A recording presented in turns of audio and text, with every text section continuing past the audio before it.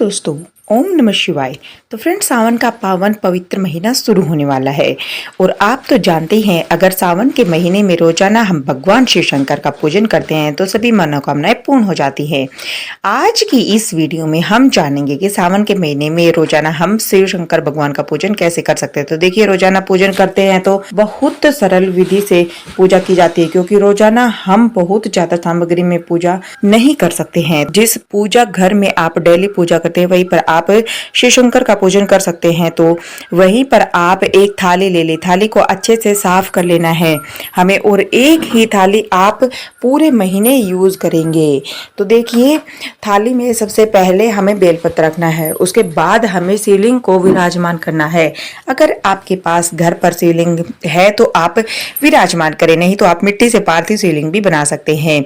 जब भी शिवलिंग को विराजमान करेंगे तो जलाहारी उत्तर दिशा की तरफ होना चाहिए। तो देखिए, शिवलिंग की जलाहारी है तो ये उत्तर दिशा की तरफ है और इसके ठीक पीछे की तरफ हम जल चढ़ाते हैं। फिर हम देसी घी का दीपक जलाएंगे या फिर तिल के तेल का भी आप दीपक जला सकते हैं। उसके बाद हाथ जोड़कर भगवान शिव शंकर के सामने संकल्प करेंगे कि हे भगवान, आज से मैं आपकी पूजा कर रही हूँ, मेरी पूजा में अगर कोई गलती हो तो उसे क्षमा करे और मेरी मनोकामनाओं को पूर्ण करे। इस तरह से संकल्प करने के बाद में फिर हम जल चढ़ाएंगे। तो सबसे पहले हमें जल चढ़ाना है, उसके बाद में हमें कच्चा दूध चढ़ाना होता है। दूध हमें एक धार में चढ़ाना होता है और कच्चा दूध लेना है। गर्म किया हुआ दूध कभी भी नहीं लिया जाता है। तो दूध चढ़ा देंगे, इसके बाद में फिर से हम जल चढ़ाएंगे। भगवान शिव शंकर को 3 बार अभिषेक किया जाता है, पहले जल से, फिर दूध से, फिर जल से। अभिषेक करने के बाद में फिर हम वस्त्र स्वरूप कलावा समर्पित कर देंगे। तो देखिए, इस तरह से हम वस्त्र स्वरूप कलावा भगवान को समर्पित कर देंगे। इसके बाद में हम तिलक लगाएंगे। तो चंदन से तिलक लगाना होता है, तो सफेद या पीला जो भी चंदन आपको मिल जाए उसे आप तिलक जरूर करें। अगर आपके पास भस्म है तो आप भस्म से भी तिलक लगा सकते हैं। तो रोजाना हमें डेली हम इस तरह से पूजन करेंगे। सावन में तो भगवान शिव शंकर को हम चंदन से ही तिलक लगाएंगे। अगर आप घर पर पूजा कर रहे हैं तो ऐसे ही पूजन करना है।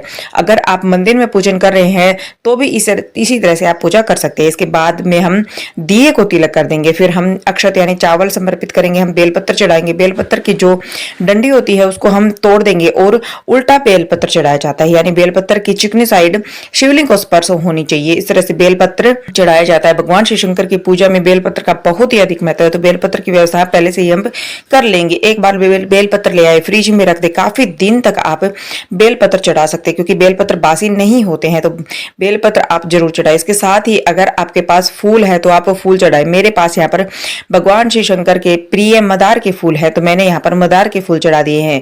फूल अगर आपके पास नहीं है तो कोई बात नहीं, आप बगैर फूल के भी पूजन कर सकते हैं। अब हमें भोग चढ़ाना है, तो भोग में आप कोई भी फल चढ़ा सकते हैं, जो भी घर पर अवेलेबल हो आप वह फल चढ़ा सकते हैं। आप चीनी या फिर गुड़ का भोग भी आप लगा सकते हैं। भोग समर्पित करने के बाद में फिर हम दक्षिणा समर्पित करेंगे। तो पूरा महीना हमें रोजाना दक्षिणा समर्पित करनी है, तो यथासंभव आप दक्षिणा समर्पित कर दीजिए। इसके बाद में धूप दीप चढ़ाएंगे तो फिर हम आरती करेंगे। तो देखिए, बड़े ही प्रेम पूर्वक मैंने यहाँ पर शिव शंकर भगवान की आरती की है। आरती करने के बाद में हम हाथ जोड़कर पूजा में रही कमियों के लिए समायाचना करेंगे और अपनी मनोकामनाओं को पूर्ण करने के लिए भगवान शिव शंकर से प्रार्थना करेंगे। इस तरह से रोजाना हमें पूजा करनी है।